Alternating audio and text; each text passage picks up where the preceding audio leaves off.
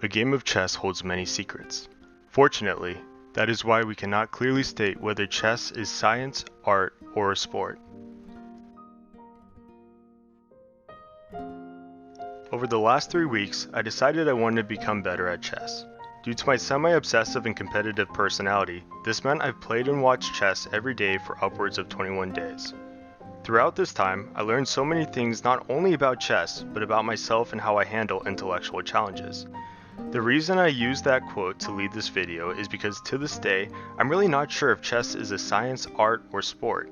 In terms of science, chess theory is a leading concept in researching an answer to the NP-complete problem set, a concept we'll explore later in this video.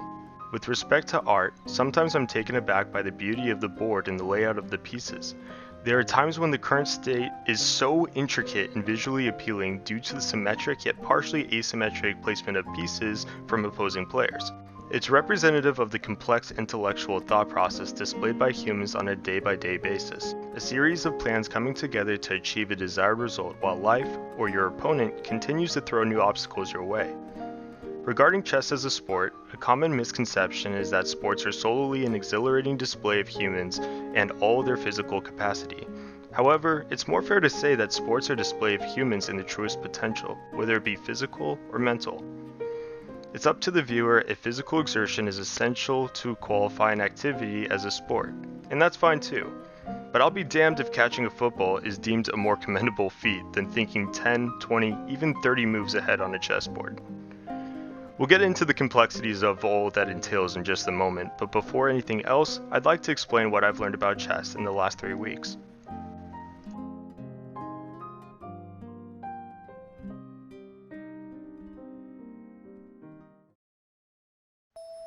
In the beginning, there was a pawn. The pawn is the front line of your battle force, the first few to die, exemplified by a multitude of medieval war movies. Don't let this fool you. Remember, it was David who single-handedly killed the Goliath in the Book of Samuel. The pawn can move up and only up. However, oddly enough, the pawn is only able to attack diagonally. On a pawn's first move, you may choose to send the pawn 2 spaces forward, but this cannot occur any move thereafter. A pawn has a special property in that when it reaches the end of the board, it can turn into any piece you choose, excluding the king. As with all pieces, we'll get into the more interesting usages later in the video. Second to the pawn's complex moveset is the knight. The knight moves in an L-shaped pattern as shown by the current video. It can go up 2, left 1, or down 2, right 1, and these are all viable moves granted a friendly piece is not there. The knight is also the only piece that's able to jump over other pieces. The knight will attack the same way it moves, and it's important to note that every piece except the pawns behaves this way. Next, we'll review a more mobile piece named the bishop. The bishop is only able to move diagonally, meaning if you begin on a white square, you're ending on a white square. Continuing on, we have the rook, commonly referred to as the castle by new players. The rook is the opposite of the bishop because it can only move in straight lines, horizontally and vertically. Second to last, we have the queen, the most dangerous piece on the board. The queen is an extremely valuable piece because she can move as a bishop and rook combined, that is, in straight lines and diagonally. This provides mobility far greater than any other piece on a chessboard. Last and most important is the king. In chess, your king is your life, and losing him is simply not an option. The king can move in any direction he'd like, except only within a 1-tile radius of himself. The king attacks in the same manner but with one catch. The king may not attack a piece if it endangers the king. In other words, you cannot capture a piece that's being guarded by an alternate piece. If the king is attacked by a piece but still able to divert the threat, then the king is in check, a term vocally announced to temporarily inflate one's ego while their opponent struggles to find a solution. More consequential than a check is a checkmate, in which one's king is under attack and there's no way of avoiding the threat. This is how you win, or lose, a game of chess.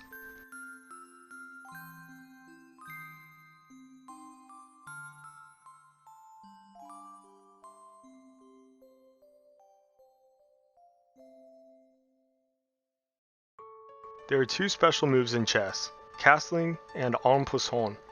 Castling is an action where the king seeks cover behind a rook. There's two ways you can do this. The first is castling to the king's side, simply referred to as castling. The second is castling to the queen's side, and this is called castling long.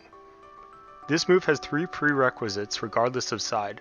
First, neither the king nor rook have moved prior to castling.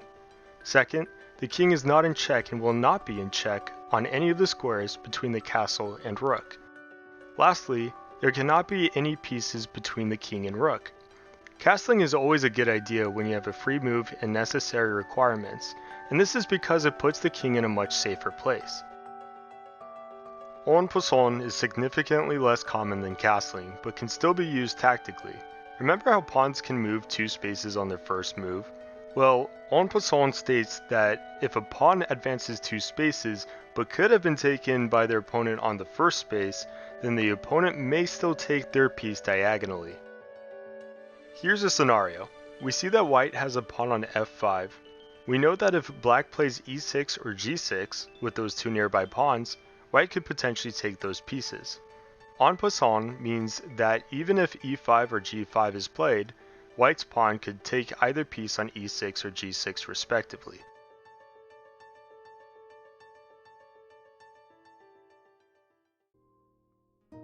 Now that you know the pieces and how they move, we should get into the literal quantifications of how important each piece is.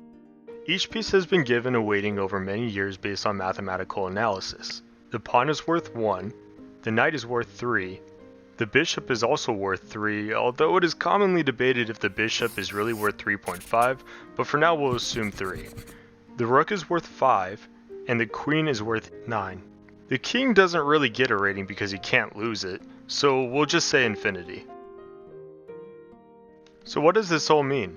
Well, in chess, a commonly used term is trading, which is the sacrifice of one's own piece for their opponent's piece.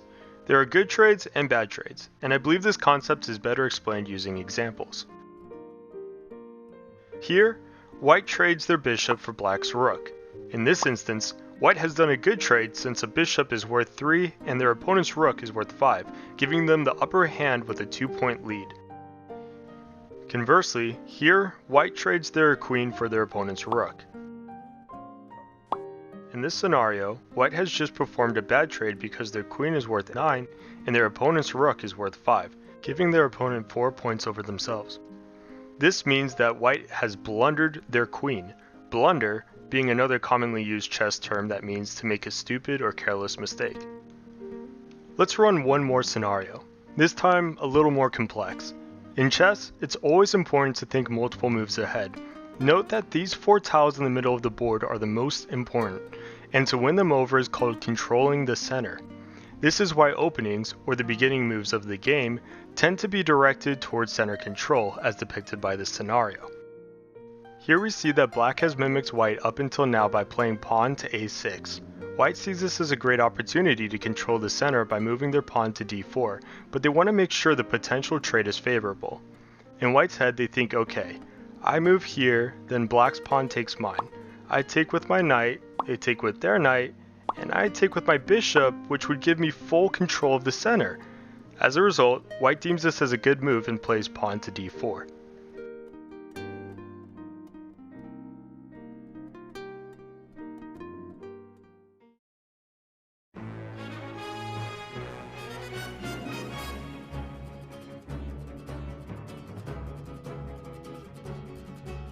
Congratulations! You've just learned how to play chess! Unfortunately, this only scrapes the tip of the iceberg. In fact, everything after this point is what I've actually learned from 3 weeks of chess. In this section, I'll go over some quick strategies and precautions that have helped me the most in my experience. Firstly, I didn't know a stalemate was a thing. A stalemate occurs when a player can't move any of their pieces, and this generally looks like the unfortunate clip you're currently seeing. Stalemates are always something to be wary of because no matter how many pieces you have and how many pieces your opponent doesn't have, you will not be crowned the winner if a stalemate occurs. Moving your pieces in a way that provides more board control is called developing your pieces, with an emphasis on moving pieces that aren't a pawn or king. For example, This move here with the knight is a developing move since it puts the piece in active play and opens up the back rank. There's some more terminology for you. Chess players use rank and file instead of row and column in regards to military practice since chess was built off the foundations of war. Your rooks are hard to get out onto the playing field. As appealing as the 3-move method to get your rook into play is, it's not worth the loss of development. Rely on castling and developing your pieces to expose your rooks. Your king is your best friend but also your worst enemy. If he is exposed, your opponent can check your king and force you to disrupt the line of fire while they take an alternate piece.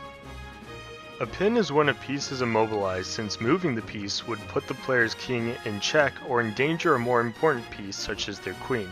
This can be very bad, and although there's often ways to get out of it, some situations force you to sack your queen for an unfair trade. Sack is chess terminology for sacrifice.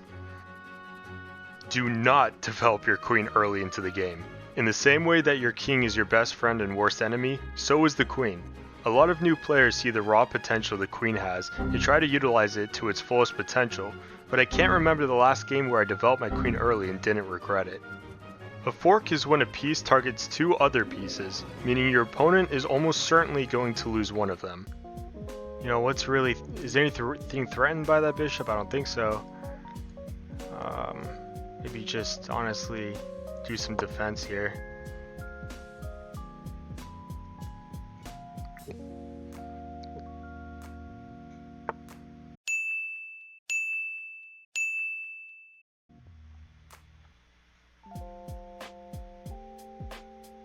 Right. Speaking of forks, knights are situationally terrifying. The knight can be in a seemingly harmless position and wham! Your queen and king are forked, forcing you to move your king and lose your queen. Here's a great example. When you first start playing chess, new players love opening with something called the fried liver attack. They lead with their king's pawn followed by knight to f3 and then bishop to c4. Assuming black is a new player, they probably shrug off the attack. Well, knight to g5 and oh no, you realize the bishop and knight are staring down at f7, meaning your king can't take the knight or bishop once it moves there. Knight to f7 and your queen and rook are forked. Watch out for these silent killers.